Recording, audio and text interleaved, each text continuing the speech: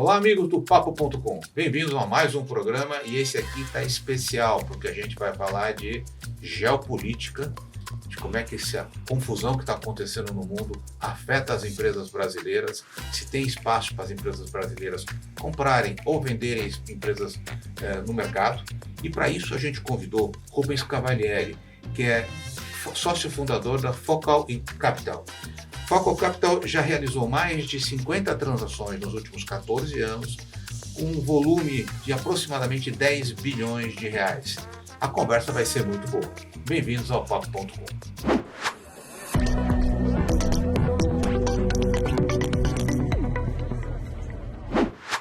Rubens, primeiro quero te agradecer o tempo que você está dedicando aqui para bater esse papo com a gente. Alegria nossa. Num momento em que está todo mundo de cabeça para baixo, cada dia, cada hora uma notícia, né? Não é nem cada dia. Antigamente era cada dia vem uma tarifa nova, vem um governo anunciando uma retaliação, o mundo está se reequilibrando, né?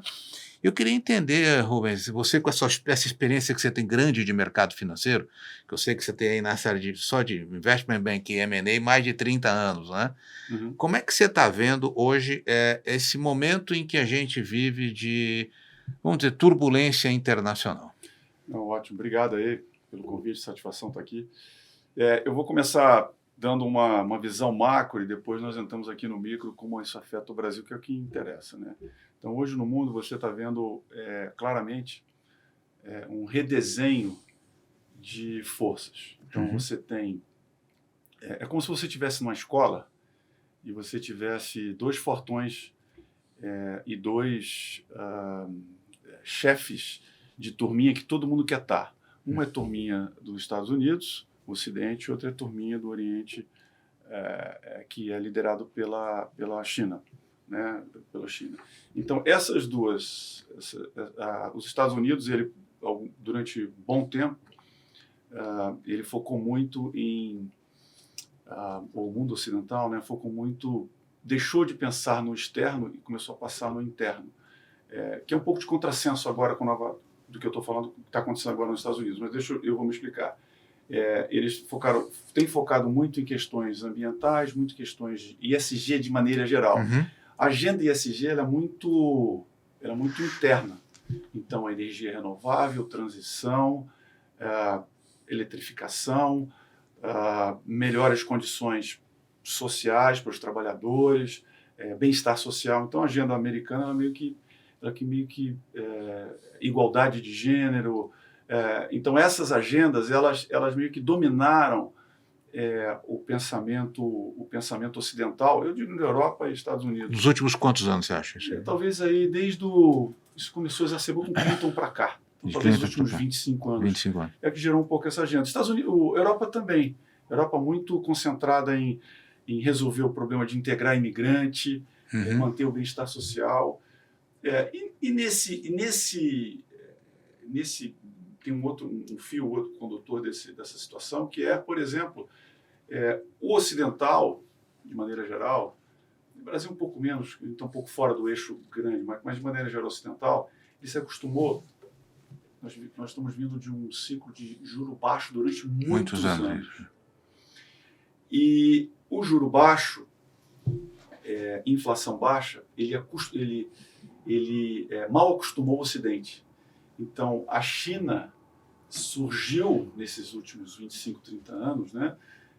Ela, 50 anos atrás, era menor que o Brasil. Sim. Né? 40 anos atrás, menor que o Brasil, economicamente falando. Alimentou esse ciclo. Então, eu não estou muito preocupado em política industrial. Eu, Ocidente, estou muito preocupado em política industrial.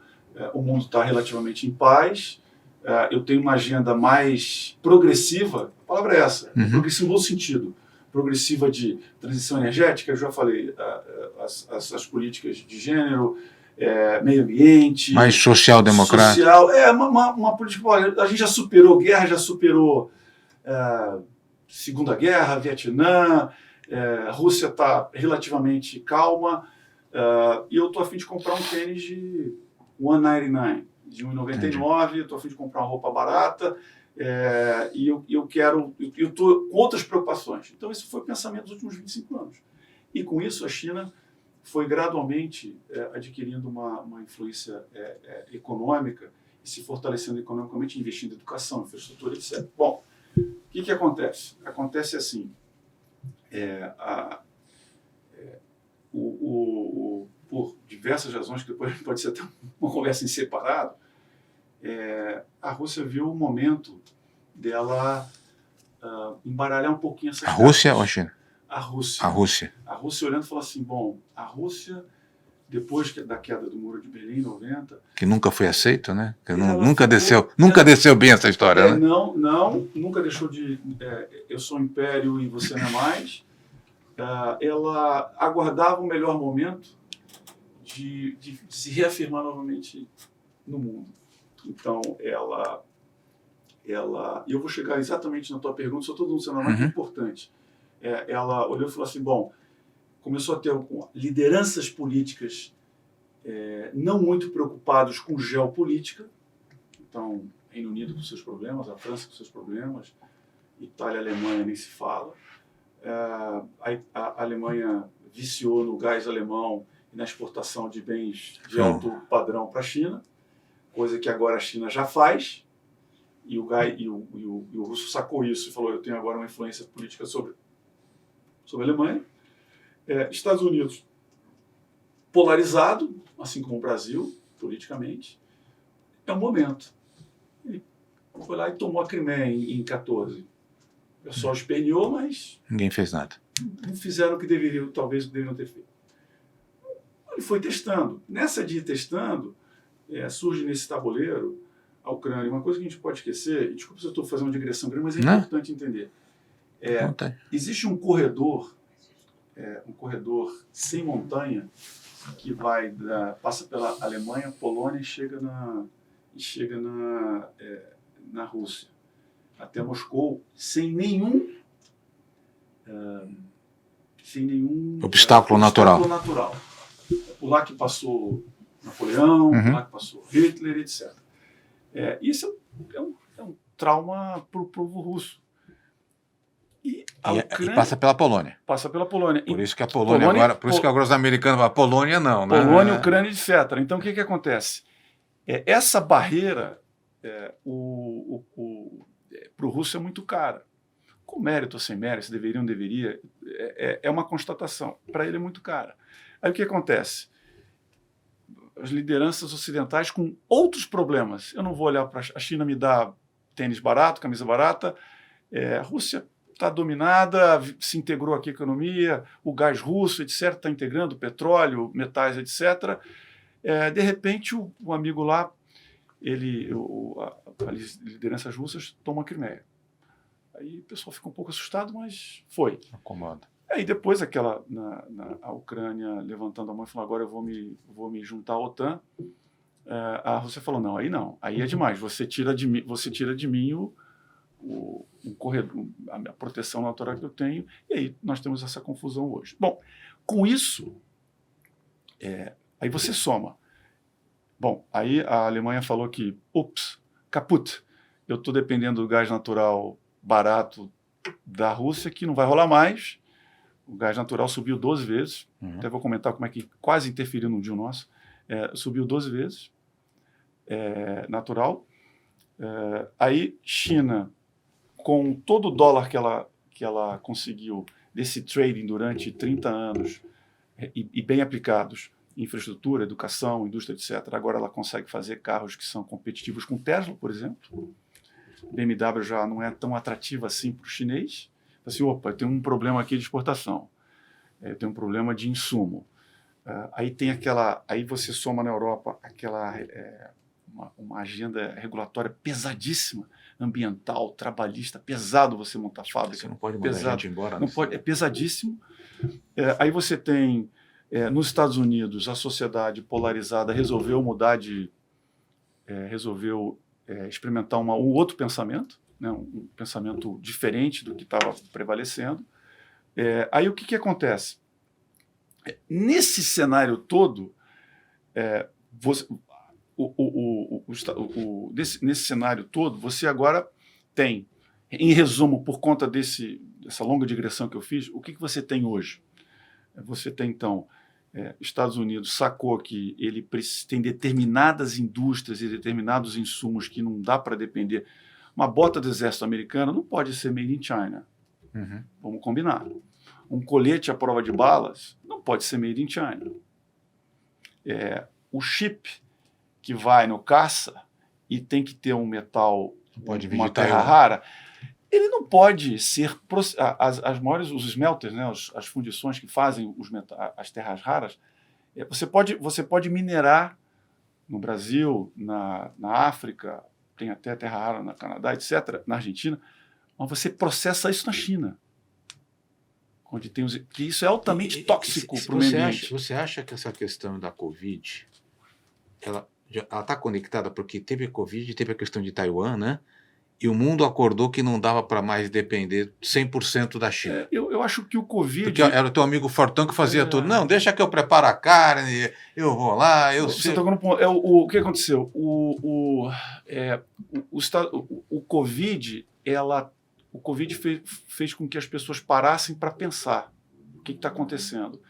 E trouxe o melhor e o pior das pessoas. Então, a crise e a guerra, ela traz o melhor e o pior das pessoas. Então, você tem atos de bravura, mas você tem carnificinas absurdas numa guerra. O Covid fez isso. O Covid foi onde trouxe o melhor das pessoas de solidariedade, dos governos, de ajudar, etc. E o pior também, onde você explorou de determinadas situações. Mas isso fez com que as pessoas acordassem e falassem, puxa, como é que tratam com problemas de massa, etc. Mas só para voltar aqui, aí nós temos então os Estados Unidos resolveram ter uma liderança com um pensamento diferente, num cenário onde a Rússia quer voltar a se reafirmar, a China sentada em trilhão de reservas e riqueza e preparando cada vez mais. A África, a Europa fragilizadíssima economicamente, socialmente, uma sociedade que está se desmantelando socialmente, sem liderança forte. Estados Unidos agora com uma nova liderança, querendo endereçar esses problemas. Olha, eu não quero mais fazer minha bota na China, eu não quero fazer mais um colete, eu não posso depender do chip que vai no meu avião de ser processado na China. E para isso, talvez aquele tênis que custasse $199 agora vai custar um pouco mais caro.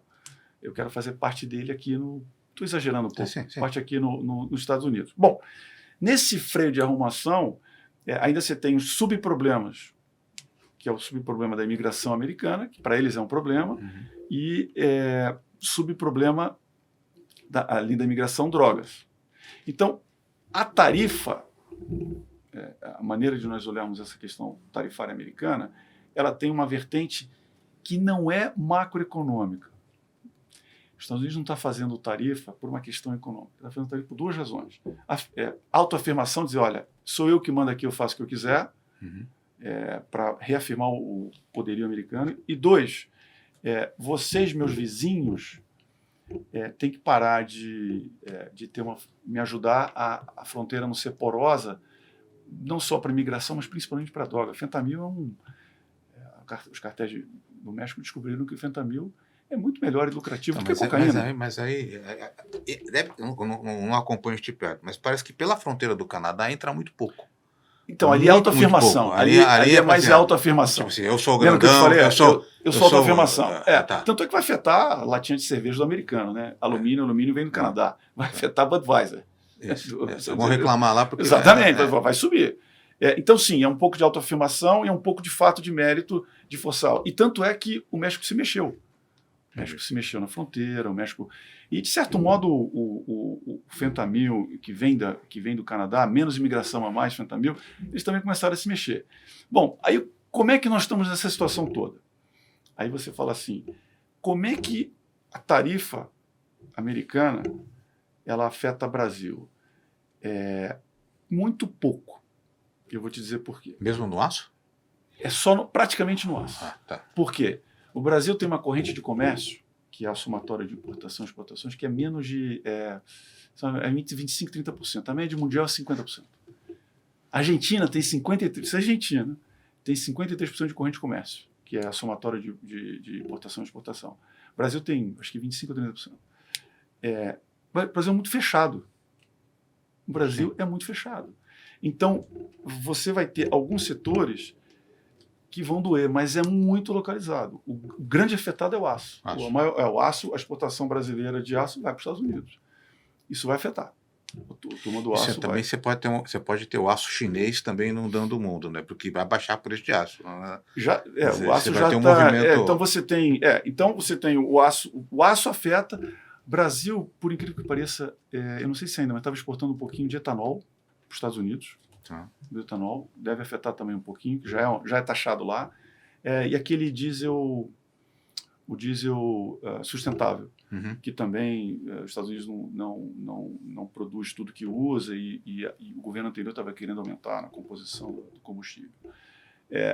Agora, a minha grande preocupação com o Brasil, geopolítica, eu vou entrar na questão transacional, é a seguinte: vai afetar um pouco do aço, sem dúvida alguma. Nós temos aí a Argentina flertando com os Estados Unidos, né, e sempre ameaçando sair do Mercosul. Nós importamos 25% do diesel da Rússia. Diesel é importantíssimo no Brasil para você fazer a logística da soja, da agricultura, e movimentar a economia. Como é que ficou a questão do fertilizante? Porque também a gente dependia do fertilizante russo, né? O fertilizante, ele vem... o insumo do fertilizante brasileiro, ele vem da Ucrânia, vem do Marrocos, e vem da Rússia. Então, desculpa, a Ucrânia não, é a Rússia. Marrocos são os grandes... o Bolsonaro foi lá no auge, no início da crise. Exatamente. Vamos lá. Então, nós dependemos de e Canadá também tem, né? Então, Canadá, Marrocos, Rússia. Nós dependemos, você tem toda a razão, nós dependemos do diesel, dependemos do fertilizante.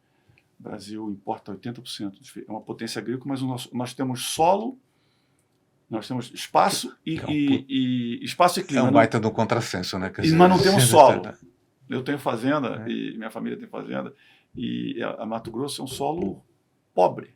Mas você tem chuva regular, você tem sol regular, clima regular. Você precisa do fertilizante. Exatamente. Então, nós importamos diesel da Rússia e 30% das exportações brasileiras vão para a China. Então, nós somos um país ocidental que não é alinhado politicamente com o que, lógico que não é, né? Com o que a Rússia pensa, o que a liderança chinesa pensa.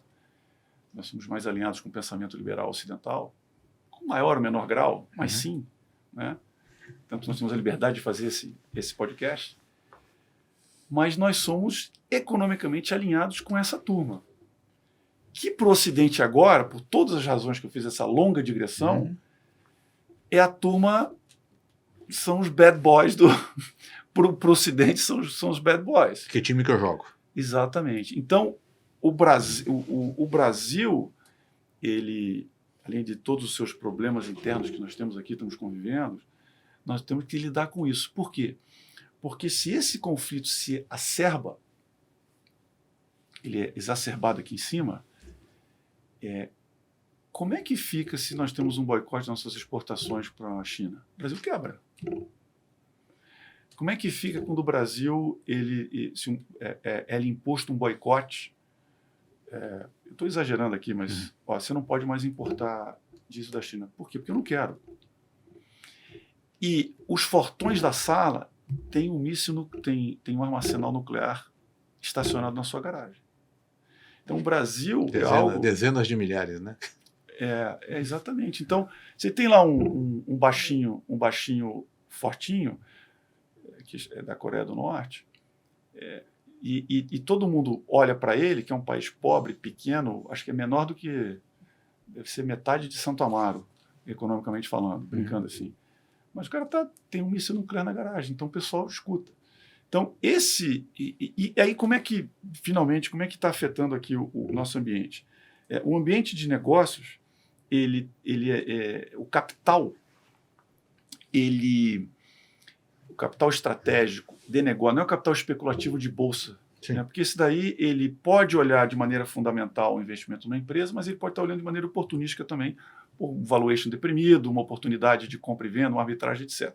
Mas o capital estratégico e o capital financeiro que investe em empresas, ele busca algumas coisas. Então, ele primeiro busca, obviamente, buscando retorno, ele tem que ter cenário de certeza, que é o que nós não temos hoje. Então, nós temos hoje, agora eu vou inverter, eu fui do macro, eu vou do micro para o macro. Então, nós temos, quer dizer, macro brasileiro, que é o micro global. Né? Nós vamos ter um cenário de juros persistente. Brasil, você falando de Brasil. Agora eu vou falar Brasil, como é que, nesse envelope global todo, como é que o Brasil se situa. Então, você tem assim, o empresário, eu vou comprar uma empresa, empresário brasileiro, vou comprar uma empresa. Eu tenho juros altos, então uma boa empresa brasileira capta CDI mais 1, CDI mais 2. Uhum. Na média, CDI mais 3, 4. Pô, nós estamos beliscando 17 CDI mais 3 ou 4. Qual empresa no Brasil que dá de retorno sobre o capital consistentemente, de maneira consistente, 17%? Só banco. Banco dá 21%. Banco ruim, 12, 13. Banco bom, 21, 22. Então, o que você tem? Você tem um problema de financiamento, né, custo capital. Aí você tem as incertezas globais, essa longa digressão que eu fiz no início, falando sobre as incertezas globais, que ele coloca que ele vai abrir a gaveta para olhar o projeto, fala, vou olhar o projeto, tá bom. Qual o retorno do projeto? Só para ter uma ideia, hoje um retorno de energia renovável, bom projeto de energia renovável, seja solar ou seja eólica, vai dar inflação mais 12, 10, entre 10 e 12, 13. Isso vai dar o quê? Vai dar o 17, vai dar o CDI, vai dar o CDI mais 3. Então, praticamente nem paga o retorno. Mas esse é um setor bom. Não, ele é um setor bom, um setor bom que ainda está amarrado, um setor que você tem visibilidade de receita, visibilidade de retorno, e o retorno está ali, ó. Qualquer coisinha come. Tá. Então ele olha e fala assim, pô, eu juro alto, custo capital alto, esse setor vai ser afetado pela tarifa? Sim, não. Pelas tarifas de importação? Sim, não. Como é que está? Aí tem as questões setoriais específicas de cada setor no Brasil. Daí ele olha o seguinte, aí que entra o ponto. Ele olha valor. Eu estou pagando alto, relativamente alto ou relativamente barato, aspas. E aí entra um componente que é o grande, eu diria assim, o grande componente e você vai achar estranho que eu vou falar, como é que chama? Vibe para você, vontade de fazer negócio, que se chama mercado de capitais IPO. Uhum. Então, um dos grandes, por incrível que pareça, um dos grandes vetores para que os negócios eles saiam é quando você tem um mercado de IPO pujante, o que não tem acontecido no Brasil há 3 anos. Por quê? Porque quando você tem um IPO, você manda algumas mensagens. A primeira mensagem é que alguém cumpriu um ciclo de sucesso. A IPO é um sucesso. Uhum. Um terceiro comprou sua história. Um terceiro precificou 20 anos de trabalho, 10 anos de trabalho, 2 gerações de trabalho. Isso dá uma sensação dá uma injeção para o meio empresarial, para o meio econômico, de uma mensagem positiva, uma mensagem de que deu certo, chegamos lá. Alguém o mercado olhou e gostou disso aqui, né? Exatamente, alguém apreciou o trabalho que eu fiz, precificou o trabalho que eu fiz, comprou o trabalho que eu fiz. Isso não está acontecendo. O segundo ponto é quando você tem IPO de vários setores, você tem um parâmetro de valor. Então, quando você tem um parâmetro de valor, fala assim, olha, a empresa do meu concorrente fez um IPO, vale tanto. Aí eu me sinto, o empresário se sente mais rico mesmo. Mas esse mercado parou. No Brasil então, parou. não se fala de IPO há Porque era mais ou menos uma coisa. Tinha uma época que foi muito aquecido, né? Todo mundo fazia IPO. É isso. Quer dizer, qualquer um fazia IPO um tempo atrás, né? Exatamente. Eu me lembro de empresas que. Exatamente. Eu até participei de algumas ondas de IPO quando eu trabalhava em banco propriamente dito. Então, o que acontece? Aí, qual é o efeito disso? O efeito que você não tem. Quem tem capital financeiro para investir em empresas, os famosos fundos de private equity, venture capital, etc., eles olham e falam assim, opa, eu saída de IPO muito difícil. Não tem. Vai ter que ser saída para o estratégico. Então, ficou mais... É uma porta menos. Se é uma porta menos, ficou mais arriscado. Se é mais arriscado, o valor é menor. Se o valor é menor, ele chega para o empresário e fala, olha, eu quero ser teu parceiro, investir na tua empresa, só que a saída, eu só estou vendo uma porta, eu não estou vendo múltiplas portas, estou vendo só uma porta, que é uma porta para um estratégico, vender para o estrangeiro, o seu concorrente, etc. Então, o valor não é mais 10, o valor é 5 ou 7. Aí o empresário retrai. Aí o que acontece com o empresário? O empresário, ele está... Agora já está decantando um pouquinho mais. Mas o empresário ainda está com as métricas de valor lá de antes da crise, na época dos IPOs, que o concorrente dele foi vendido a 10 vezes. O que era um múltiplo médio, sei lá, de um setor antes e seria hoje? Quer dizer, múltiplo assim, gente, quanto vale, quer dizer, o valor... eu sei, para o nosso... Não, eu sei, você tem, por exemplo, você chegou a ter... Boa pergunta. Eu tenho um exemplo claro. As chamadas SaaS, Software as a Service, que são as empresas de tecnologia que têm algum software ou aplicativo em que a receita é feita via assinante. Então, essas empresas, elas são de tecnologia, crescem e elas têm receita visível, porque é um determinado software para uso em escritório de advocacia, para uso em farmácia, para uso em algum setor específico, escola, em que o usuário paga um FII. Isso aí é um espetáculo, esse modelo de negócio. Então, essas empresas chegaram a ser negociadas a 4, 5 vezes vendas. O valor de vendas dela. Vendas, receita. Receita, isso. Venda, faturamento. Isso foi na época aí da pandemia, pré-pandemia, ali 2020, 19, 21, 22. Hoje, não é mais assim. Hoje talvez seja 2 vezes, que já é ainda múltiplo alto, tá? 2 vezes e pouco. Esse é um caso clássico de compressão de valor. Então, quando você soma tudo isso, você tem assim um ambiente de negócio que fica mais desafiador. Geopolítica é que eu preciso fatorar. Como é que vai afetar aqui o insumo da minha empresa devido à geopolítica?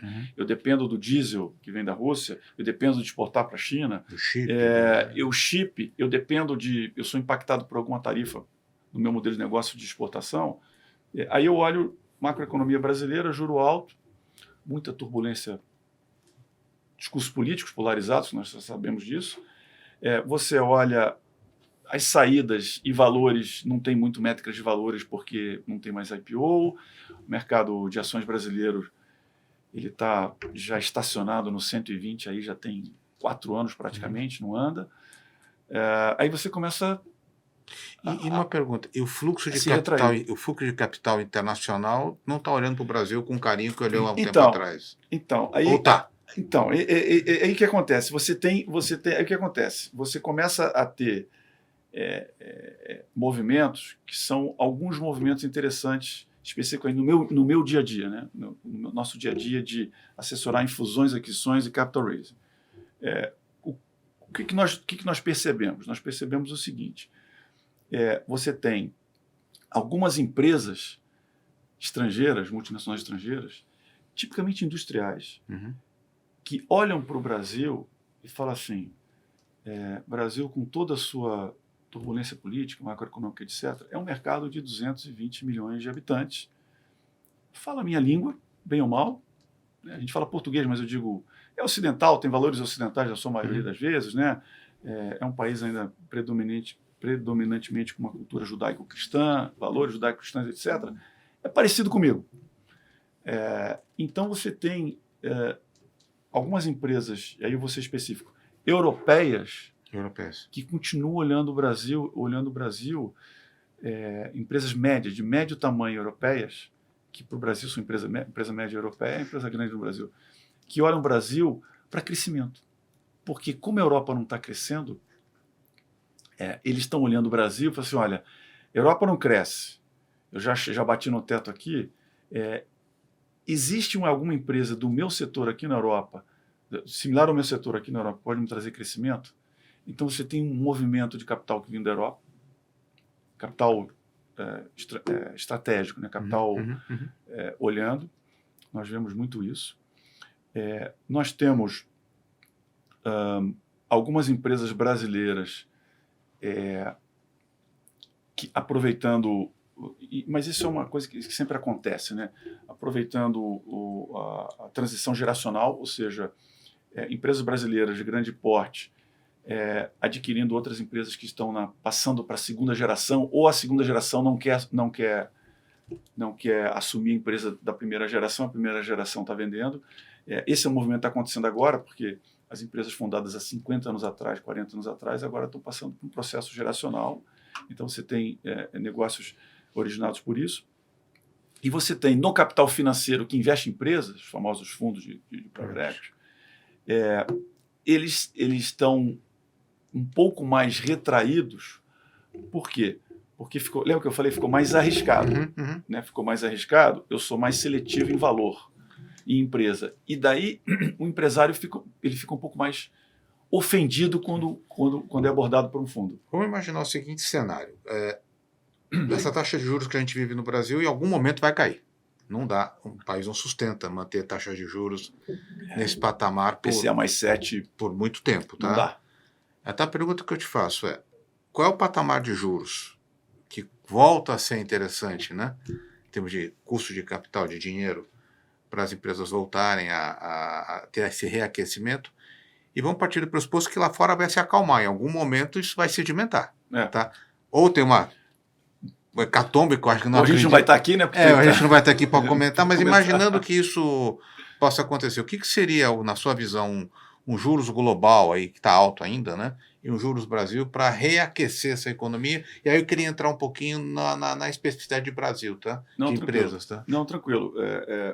Olha só, um efeito, eu vou global e Brasil. Lá fora, o juro alto veio para ficar. Para ficar. Porque movimentos, já antes das tarifas, famosas tarifas do Trump, com um processo de reshoring, né, de renacionalização de determinadas empresas, é mais caro mesmo você fabricar um bem nos Estados Unidos, na Europa, do que na China. Vai ser mais caro. Não tem como. Então, o juro alto veio para ficar. Eu não sei qual o nível ainda, eu acho que não tem essa competência macroeconômica mas a gente pode especular. O juro neutro americano. Então, o juro ali, o bond americano está na faixa de 4,3. Se você olhar a média histórica do juro, a gente olha isso todo dia para calcular a taxa de desconto, é por aí. Então, de 4%. 3,5%, 4%. É um juro alto. É um juro alto long term. Isso coloca o juro Brasil aqui patamar. Por quê? Porque a inflação americana de longo prazo, eu estou falando dos Estados Unidos, que é a grande economia do mundo, podemos falar da Europa, mas acho que os Estados Unidos é a grande economia do mundo depois de China e tal.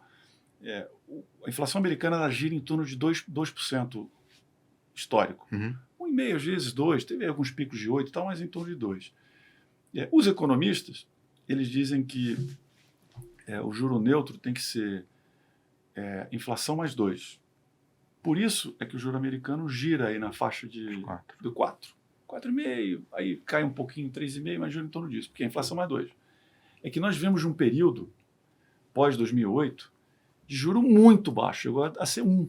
Negativo até em alguns lugares. Negativo, chegou a ser 1%. Que foi essa exuberância que teve aí de criação de riqueza, de ser mercados capitais explodiram de valor nesse período por conta disso, juro 1%. Isso não é o normal do mundo, se você pega séries de longo prazo. Se você transpõe isso para o Brasil, aí você vai ficar surpreso com o que eu vou falar. Se você transpõe isso para o Brasil, O juro neutro tem que ser 2%, a inflação mais 2%. Qual é a inflação de longo prazo do Brasil? 4%? Deveria ser 3%, mas a gente não consegue. Aí você fala, o juro 5% no Brasil deveria ser? Acho que juro de 5% no Brasil, aí é achismo meu, tá? Estou falando sem tecnicidade nenhuma. Mas se você imaginar, vamos olhar a NTN, né? A NTN está em inflação mais 7%. Inflação mais 7%, ela não é insustentável. Então, o que deveria pagar esse juro? Se você tem um PIB, aí vamos olhar no PIB, se você tem um PIB que cresce, vamos supor 2,5%, você cresce 2,5%, você deveria, para a dívida pública não crescer, o juro real deveria ser tal, da NTN de longo prazo, deveria ser tal para fazer com que essa dívida não cresça. Então, deveria ser inflação mais 2,5%. Eu pago 2,5% de juro, o PIB cresce 2,5%, a dívida pública não cresce. Essa é uma maneira de ver. Então, o ideal seria uma NTN ali de longo prazo, dar uma margem de segurança entre 2,5% e 3,5%. Estamos falando em 7 hoje. Por que 7? Porque, por questão de segurar a inflação, etc., e déficit público, aí já é outra história. Mas que também entra aí na nossa sopa, né, de considerações. Deveria ser isso.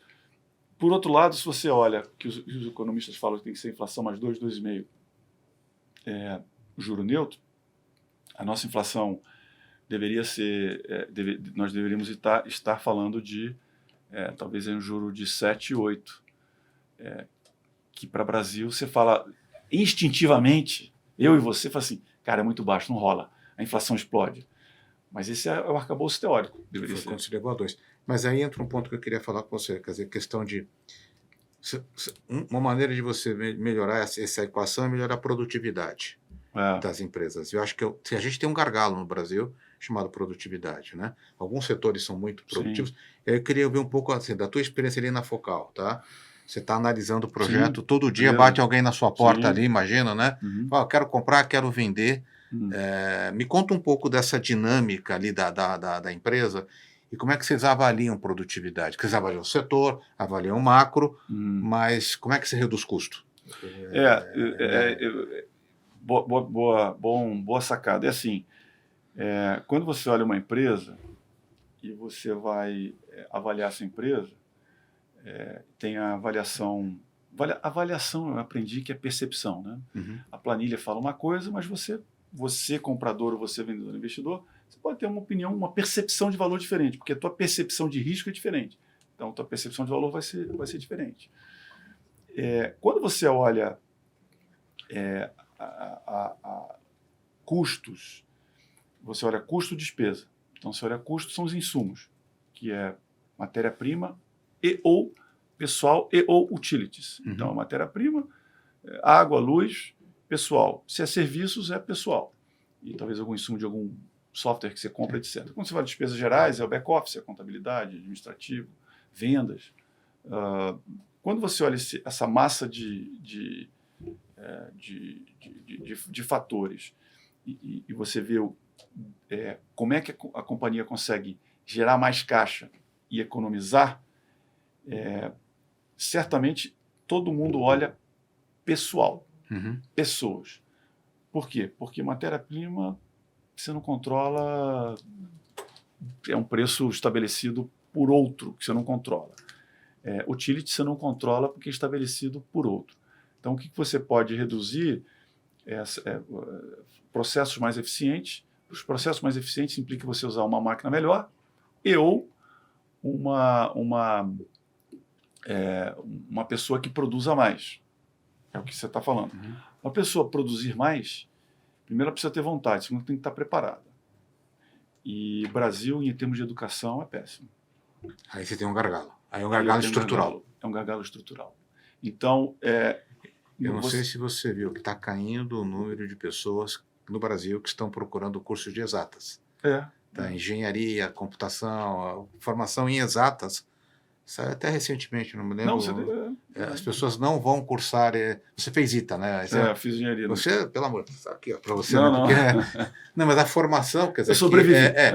que é a forma que está um pouco. A gente está brincando, mas está correlacionado com produtividade em algum momento, né? As escolas técnicas, o Brasil tem o Sistema S, que é patrocinado pela indústria, é espetacular.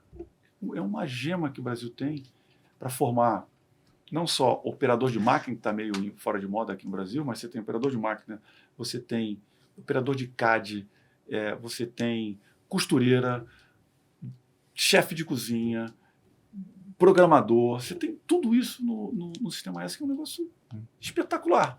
E eu acho que é subutilizado. E você tinha as escolas técnicas. Então, as escolas técnicas deveriam, não só o técnico em telecom, técnico em informática, técnico em segurança de trabalho, técnico, famoso operador de máquina,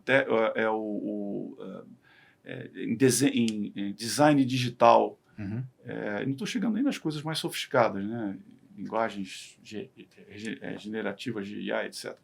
Então, educação é que vai trazer a produtividade. Então, na hora que o empresário vê falar Você quer ver uma coisa? 100% dos empresários com que eu falo dia sim, outro também com empresários, uma diversa capacidade. Qual o grande problema que você tem? Pessoas. Contratar, aí ele contrata. Eles não são bem treinados. Não consegue. Ele não consegue. Tem um problema de capacidade cognitiva o empresário tem essa preocupação. É pessoal, são pessoas. Porque a tarifa ele navega, o tax, fiscal ele navega, porque já está acostumado, né? Fiscal brasileiro está acostumado com o caos fiscal brasileiro, está acostumado com o caos político. Nossa geração, comparado com que nós vimos, a gente estava comentando isso. Tomaram o nosso dinheiro uma vez, não jogaram nada. O que a gente está vendo aí chega a ser até fichinha, né? É mais uma. Né? E pessoas. Pessoas, educação, e você não vê, estava até pensando isso no carro vindo para cá, você não vê nenhum governo, de qualquer espectro político, aqui no Brasil pelo menos, que olha a educação como prioridade. Engraçado, você viu, saiu uma pesquisa agora que a educação, na avaliação do governo, o que o presidente deveria fazer? E pela primeira vez apareceu educação. Quer dizer, como uma das prioridades. Educação. Educação vai fazer com que o indivíduo pense melhor, o indivíduo reflita, o indivíduo ele saiba fazer inferência. O que a educação faz? Você faça inferência. Eu li alguma coisa, eu consigo inferir outra coisa. Eu consigo entender o que está acontecendo e abstrair algo daquilo. Por exemplo, eu tenho como exemplo, na minha família. O meu avô, ele veio da Itália em 1920, eu acho, provavelmente. Ele veio talvez com um ginásio completo. Foi para o interior do Mato Grosso. Teve 9 filhos. Mas ele, na cabeça dele, educação era algo que fazia sentido. Meu pai andava 5 quilômetros, minha mãe também, filha de alemão, da roça lá do Rio Grande do Sul. 5 quilômetros para ir, 5 quilômetros para voltar na escola. Ele educou, dos 9, 8 fizeram ensino superior. Eu tenho 17 primos e primas. Tenho um primo, na verdade. Tenho 2 primos e 15 primos. Todos educação. Então, a família, ela subiu de patamar. Veio de uma base da roça. Minha mãe veio da roça, foi advogada, procuradora do Estado no Rio de Janeiro. Meu pai, ele veio da roça, ele foi pastor durante 20 anos, depois ele administração, empresário e de sucesso. Minha irmã também bem formada, meus primos, etc. Meus filhos, passei esse valor. Então, educação é o que faz. Então, se nós não voltando à produtividade especificamente que você falou, se nós não tivermos preocupação com educação, formação, na verdade não é nem educação, é formação. Né? Formação passa por conteúdo e passa por valores. Você não vai a lugar nenhum. E essa é a minha grande preocupação com o Brasil. E quando eu falo, e os empresários reclamam disso, dia sim e outro também. Qual é o seu grande problema? Puta, Rubens, eu contratar, treinar e fazer com que ele seja produtivo e que ele permaneça. Né? Claro, reclamam de uma carga de impostos muito grande, trabalhistas, mas eu até topo pagar. Ele fala, mas eu quero alguém produtivo. Né?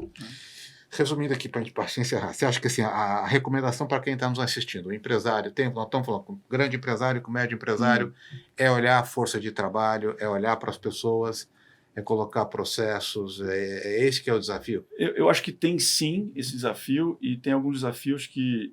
Porque assim, ele contratar pessoas bem formadas, ele não controla, porque ele não controla a educação do Estado, do país, etc. Agora, ele tem algumas coisas que ele controla. E é bom que você tocou isso, embora é bem diferente do que a gente discutiu até agora, mas é um bom recado, que é o seguinte. O que ele controla? Transparência de números. Então, no meu dia a dia, os deals não saem, não é porque teve uma invasão na Rússia, porque o juro subiu, porque agora tem o presidente A e depois tem o presidente B. Sabe onde é que morre? Na due diligence. Porque ele não consegue, os números dele não conseguem transmitir de maneira fidedigna, econômica e financeira, o que é o negócio dele. Então, eu diria para você o seguinte, o que você, empresário, controla? Eu controlo ter uma contabilidade e um controle gerencial do meu negócio. Se não tem uma contabilidade boa, pelo menos um gerencial bom, onde eu possa, para um terceiro, porque o terceiro está olhando aquilo dali, a primeira coisa que ele olha são os números, que vai levar para o board de número. Né? E vai levar uma história e um número. A história tem que estar calcada no número. Sentido. Então, a primeira coisa, empresário, assim, tenha controles financeiros e gerenciais bons. Isso você controla. Se for um pequeno empresário, uma planilha Excel já ajuda para ele. Já ajuda, mas que transmita a realidade. Realidade, entendi. Né? E outra coisa, eu entendo, o que eu notei na nossa experiência, poderia ser até um papo outra conversa nossa, que eu sei que o tempo já está avançado, mas o que eu noto? O empresário brasileiro, ele sem julgar mérito, ele faz determinadas manobras para sobreviver no início. E eu entendo perfeitamente. Você não tem funding, não tem friends and family, porque ninguém tem dinheiro, ele não tem nenhum funding público, então ele tem um pouco de dinheiro que ele tira do bolso para financiar o negócio dele, e ele deixa de pagar imposto mesmo. Ou paga os empregados por fora, o fornecedor por fora. Isso aspas, um pecadinho que ele tem que fazer, senão nós não teríamos Brasil. Só que isso vai até um determinado momento que eu noto. E isso é empírico. Ou seja, a empresa ela aguenta determinadas manobras de, olha, eu vou postergar imposto por um tempo, eu vou pagar o bônus com envelopinho de dinheiro para você por um tempo, até determinado tamanho. Quando o negócio começa a ficar complexo demais, e aí empiricamente notei, a empresa ali começa a faturar 70, 100 milhões de reais, esse tipo de manobra, para ele ganhar capital de giro, não é que ele é safado. A dinâmica da operação. Capital de giro. Porra, meu giro. Eu tenho que escolher. Vou trazer capital de giro da onde? Eu vou deixar de pagar imposto um tempo.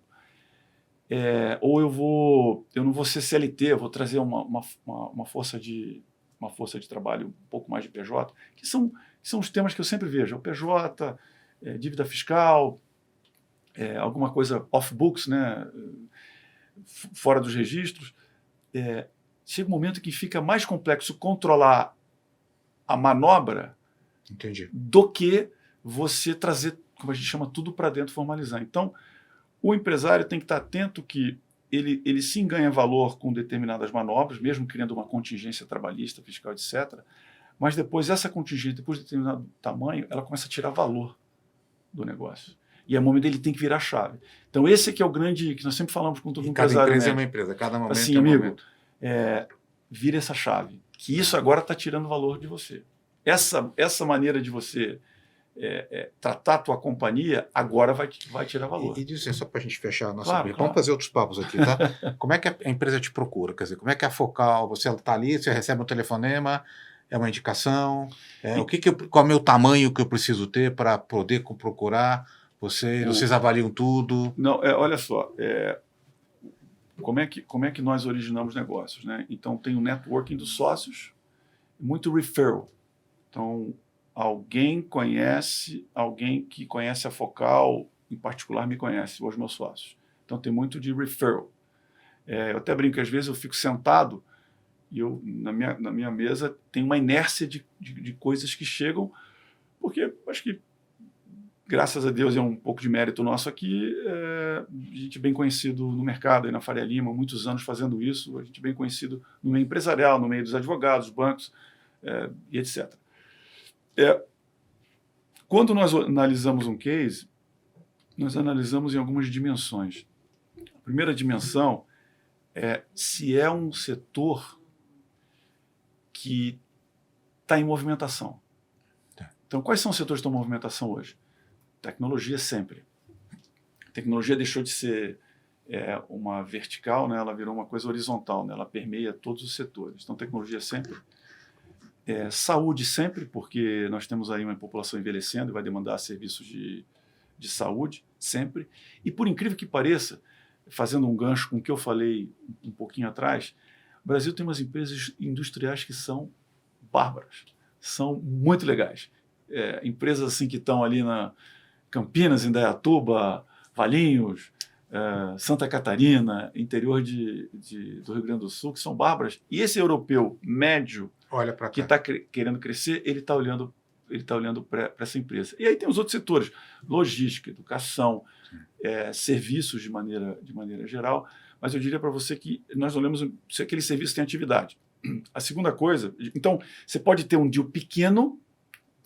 O que é um deal pequeno? Abaixo de 30, 50 milhões de reais, mas ele está num setor interessante, que tem atividade e interesse, nós olhamos.